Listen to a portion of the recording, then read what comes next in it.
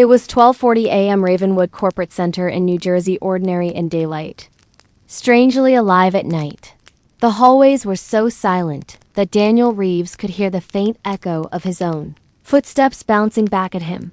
The building felt hollow, like it was listening. Daniel, a forensic accountant who had worked there for nearly a decade, stayed late almost every night. That night, however, something felt different, colder, heavier, like the building was holding its breath. The hallway lights flickered the way old lights do, but this felt almost intentional, like something was moving inside the bulbs. Daniel shook off the feeling. I'm exhausted. That's all. He approached the elevator and pressed the button. The digital floor indicator slowly descended from the 12th floor. While he waited, the hallway behind him settled into an unnatural stillness. No air movement, no humming from the vents, yet he could swear he heard a soft whooshing sound, like breathing coming from inside the walls. Ding. The elevator arrived. The doors slid open, releasing an unexpected wave of cold air, too cold for a shut elevator. It was empty. Everything looked normal, except for something glinting in the right corner on the floor. Daniel turned on his phone. Flashlight. The beam landed on it. His blood froze. A knife, a stainless steel blade, smudges on the handle. And dried, dark stains across the edge that looked unsettlingly like old blood. He knelt down slowly.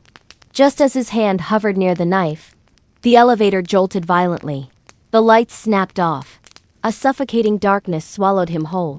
For a moment, it felt like something else was inside the elevator, something breathing behind him. When the lights flickered back on, Daniel gasped. The knife was gone, that it had been right there. Now, nothing.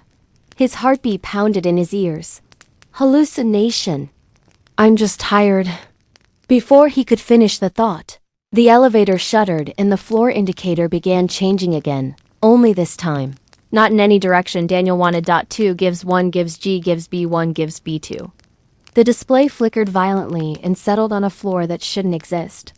B3. Daniel felt his stomach drop. Ravenwood had no. B3. Never had.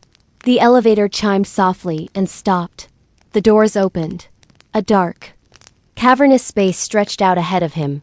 Damp, concrete, cold air thick enough to sting the skin.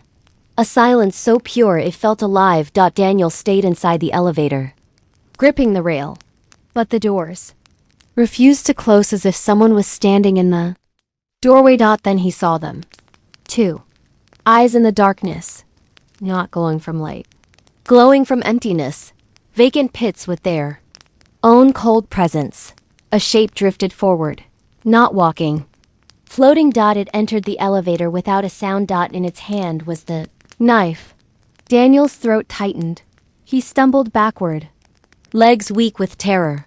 The shadow leaned in close, so close he felt ice against his ear as it whispered, "You opened the elevator. Now I can leave." Every light in the elevator burst into a white flash, then darkness. When Daniel came to, he was lying on the floor of the elevator. The doors were open on the second floor. Security guard Thomas Lux was shaking him awake, panic in his voice. Near Daniel's feet was a small scrap of paper. Scrawled handwriting read, "Next time, bring someone else."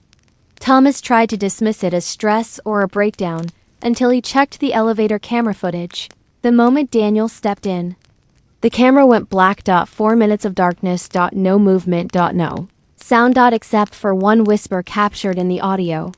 He opened it. He opened it. In the following days, the building changed.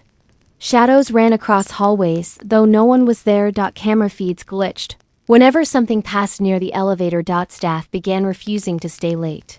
One night, around 1 a.m., employee Jelly Morris found the elevator doors half open.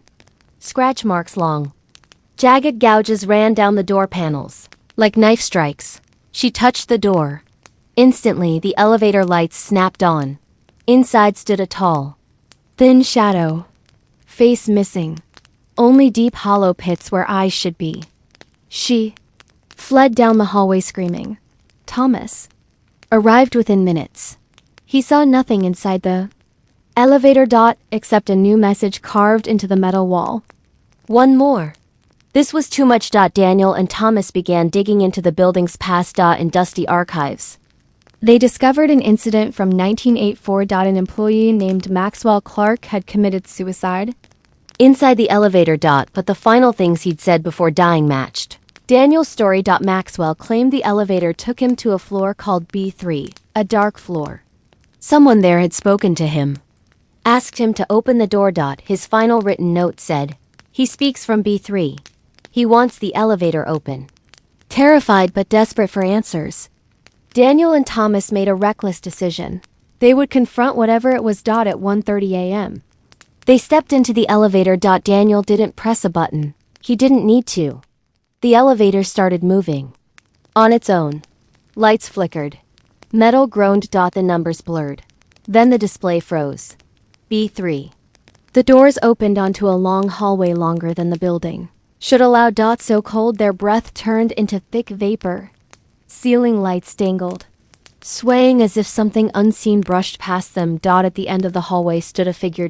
It didn't walk. It hovered. In its hand, the knife. Dark, empty eye sockets stared straight at them with a hunger that wasn't human. Daniel could barely breathe. Thomas mustered his voice. "Who are you?" The shape emitted a rasp, like metal scraping against metal. "I want the building." "Why?"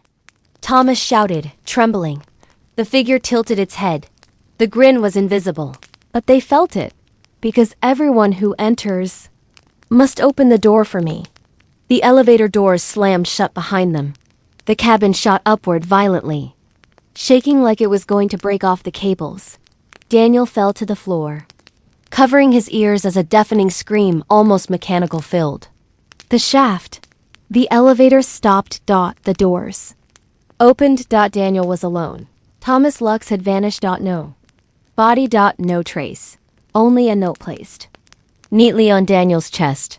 One down. Next. Bring more.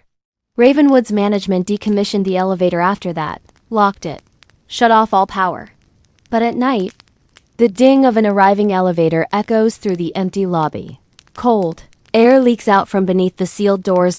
And every few nights, someone hears a faint whisper in the hallway. "Open it again." Daniel, now too scared to return to work, finds a small slip of paper outside his home every morning. "You freed me once. Do it again." And sometimes, just before he falls asleep, he hears the soft metallic tap of a knife dragging slowly across his bedroom door.